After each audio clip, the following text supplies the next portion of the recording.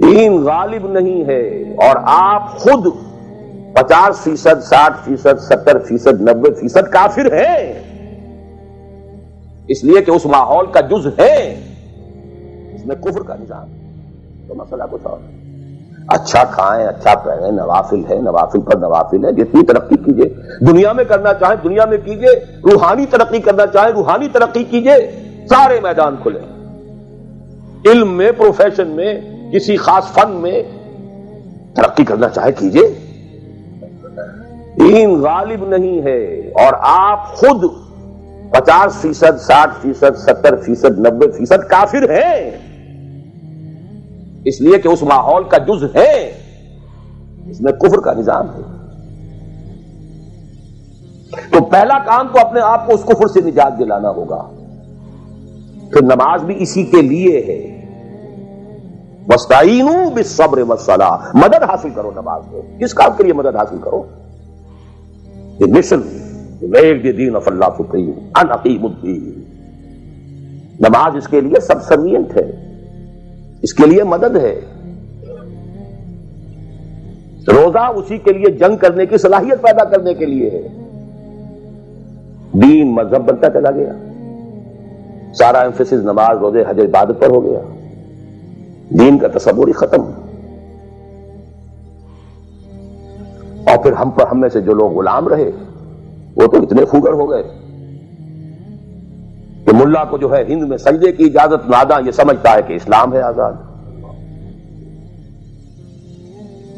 بہت بڑے عالم دین نے کہا تھا یہ کہ ہمیں کوئی ایسا کام نہیں کرنا چاہیے جو ہماری حکمرانوں کو، انگریزوں کو پریشانی کا موجب بن جائے، اس لیے کہ انہوں نے ہمیں مذہبی آزادی دی ہوئی ہے۔ ہمارے نماز پڑھنے پہ کوئی قدغن نہیں ہے، ہمارے روزہ رکھنے پہ قدغن نہیں ہے، حج کرنے پہ قدغن نہیں ہے، لہذا we should be loyal to them۔ ملا کو جو ہے ہند میں سجدے کی اجازت، ناداں یہ سمجھتا ہے کہ اسلام ہے آزاد۔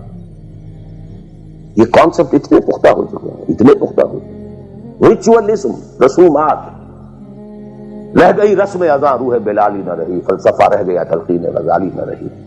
نماز و روزہ و قربانی و حج یہ سب باقی ہیں، تو باقی نہیں۔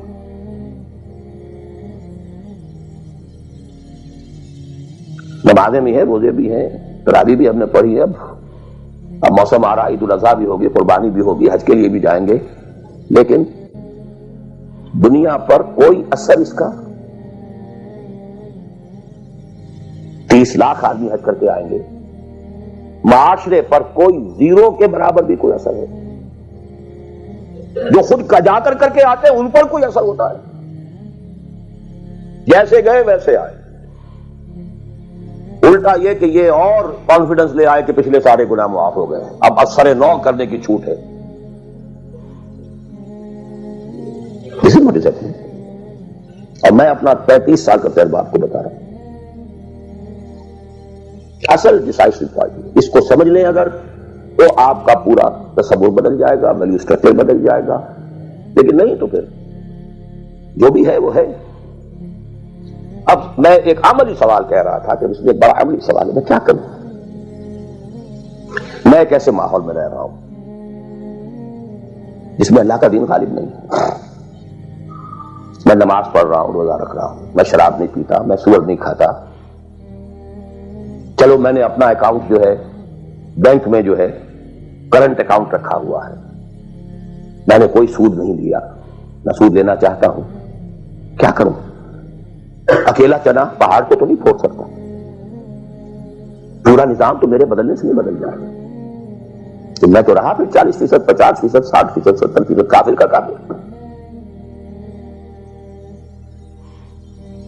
What's the way out? What's the مخرج؟ بڑی پیاری حدیث ہے وہ جس میں یہ الفاظ آتے ہیں۔ حضور نے فرمایا انہا ستکون فتنۃ، ایک وقت آئے گا کہ بڑا فتنہ ہوگا۔ حضرت علی فرماتے میں نے فوراً عرض کیا مل مخرج منہا یا رسول اللہ، اے اللہ کے رسول یہ بتائیے اس سے نکلنے کا راستہ کون سا ہوگا؟ یہ نہیں پوچھا کیا فتنہ ہوگا، کیوں ہوگا، کب ہوگا، کیسے ہوگا، کدھر سے آئے گا، کچھ نہیں، نکلنے کا راستہ بتائیے۔ بلکہ ایک اور روایت اس حدیث کی اس سے بھی زیادہ پیاری ہے کہ اصل میں حضرت جبرائیل نے کہا حضور سے یا محمد امتک بعدک، اے محمد صلی اللہ علیہ وسلم کبھی سوچا ہے تمہارے بعد تمہاری امت کا کیا بنے گا؟ تو حضور پلٹ کر سوال کرتے ہیں مل مخرج منہا یا جبرائیل، تو بہت بڑا پرابلم تم نے اے جبرائیل میرے سامنے رکھا ہے، تو اب آپ ہی بتائیں اس سے نکلنے کا راستہ کیا؟ قال کتاب اللہ، وہ پوری حدیث پھر وہی ہے، کتاب اللہ فیہ خبر ما قبلکم ونبأ ما بعدکم وحکم ما بینکم وہو ذکر الحکیم وہو الصراط المستقیم وہو حبل اللہ المتین۔ اس کا مخرج کیا ہے؟ یہ ہے اصل میں میرے اور اگر تو یہ بات سمجھ میں آ گئی، اس کے لیے تصور سمجھ لیجئے، ہمارے دین میں کفارے کا ایک تصور ہے۔ آپ نے روزہ توڑ دیا وہ تو ٹوٹ گیا، کیا کروں؟ جڑ تو نہیں سکتا۔ کب اشکوں سے جڑ سکتا ہے؟ جو ٹوٹ گیا تو ٹوٹ گیا۔ موتی ہو کہ شیشہ جام کے بل، جو ٹوٹ گیا تو ٹوٹ گیا۔ تم ناحق ٹکڑے چن چن کر دامن میں چھپائے بیٹھے ہو، شیشوں کا مسیحا کوئی نہیں، کیا آس لگائے بیٹھے، وہ تو ٹوٹ گیا، لیکن اس کا کفارہ جو دیا، یہ کفارہ ہے۔ قسم کھائی تھی، یہ نہیں ہے کہ اب توڑ نہیں سکتے، غلط کھا بیٹھے، توڑو کفارہ۔ آج میں اس لفظ کفارہ کے حوالے سے آپ کے سامنے وہ بات کر رہا ہوں۔ اب مجھے اللہ نے پیدا کر دیا اس دور میں، کسی کو ہندوستان میں پیدا کیا، کسی کو انگلستان میں کیا ہے، کسی کو امریکہ میں کیا ہے، کسی کو پاکستان میں کیا ہے، کچھ کو پاکستان پہنچا دیا ہے، چاہے زبردستی چاہے اپنی مرضی سے، کسی کو یہاں پہنچا دیا ہے چاہے کسی بھی نیت اور کسی بھی ارادے سے، لیکن اب ہے کہیں ہے، کیا کریں؟ کوئی کفارہ ہونا چاہیے، کوئی مخرج ہونا چاہیے، بس یہی کفارہ ہے۔ پھر نوٹ کر لیجئے، اس ماحول سے سوائے سبسسٹنس لیول کے اور کچھ حاصل مت کرو، اور اس سبسسٹنس لیول پر بھی جو کچھ تم نے کھایا پیا ہے اور سانس لیا ہے، جو انرجی کریٹ ہوئی ہے، اس کا میکسیمم اس جہاد میں صرف کر دو کہ اس نظام کو بدلو۔ تمہاری یہ جد و جہد، تمہاری یہ کوشش کفارہ بن جائے گی اس کا۔ معذرۃ الی ربکم، معذرت پیش کر سکو گے اللہ کے۔ اے اللہ میں نے اس نظام کے ساتھ ریکنسائل نہیں کیا، اے اللہ میں نے اپنی توانائیوں اور اپنی محنتوں سے نہ اپنے لیے کوئی جاگیر بنائی، نہ اپنے لیے جائیداد بنائی۔ اے اللہ میں کوئی دولت چھوڑ کر نہیں مرا، اے اللہ میں نے اپنے بچوں کو بھی اسی کام کے لیے لگا دیا، میں نے ان کی دنیا سے بڑھ کر ان کی عاقبت کی فکر کی، نہیں کر سکا، آگے کچھ نہیں ہو سکا تو میں بے بس ہوں۔ حضرت نوح بھی تو بے بس تھے، کیا کر گئے؟ لیکن اگر کسی بھی درجے میں ریکنسیلیشن ہے، کمپیٹیبلٹی ہے، اس کو آپ نے ایکسپٹ کر لیا ہے، اس میں پھلنے پھولنے اور پھیلنے کا بندوبست کر رہے ہیں، you are doomed. Everything will be multiplied by a big zero and will become a zero. یہ ہے جو میں سمجھا۔